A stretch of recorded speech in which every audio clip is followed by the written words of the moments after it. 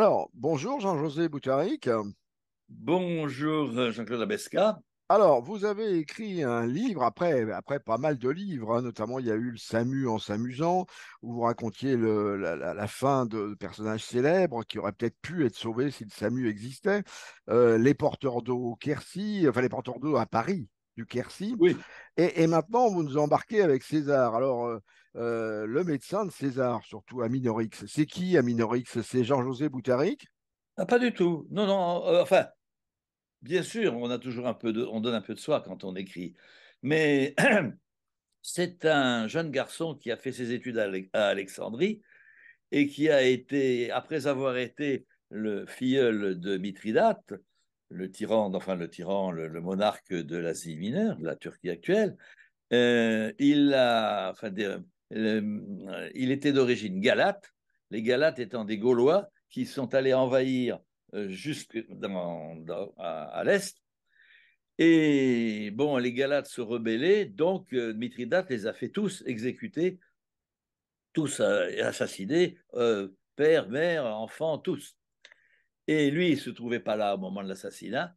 Et puis, donc, il a été pris comme esclave. Et c'est César qui, lorsqu'il a fait le siège de Mytilène, l'a délivré.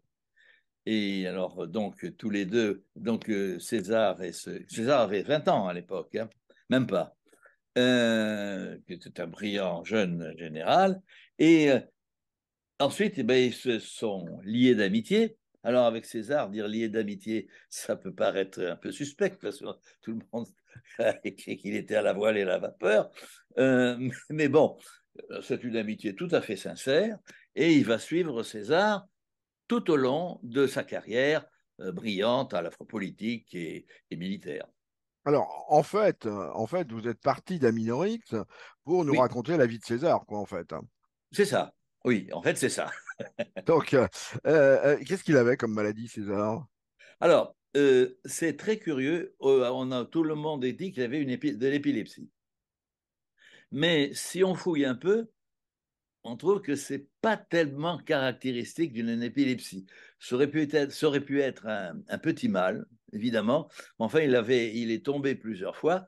Et je soulève l'hypothèse. Alors évidemment, comme c'est un roman, l'hypothèse, j'en fais un absolu, d'une tumeur cérébrale.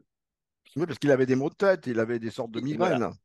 Il avait des migraines très importantes et à la fin de sa vie, on sent qu'il devait se sentir condamné parce que quand il est parti à la Curie pour la dernière séance où il était assassiné, il n'avait pas pris d'escorte, rien. Enfin, on a l'impression que dans les derniers moments de sa vie, les derniers jours, il laissait aller. Quoi. Au fond, il attendait un petit peu d'être pris dans un attentat. Alors, Brutus, c'était les soins palliatifs, quoi, en quelque sorte. Alors, ben, Brutus, c'est différent. Brutus était, on a beaucoup discuté sur Brutus, on ne sait pas exactement qui c'était. Enfin, on a dit longtemps c'était le fils d'une maîtresse de, de César, mais les dates ne correspondent pas. En fait, c'était un fils de famille et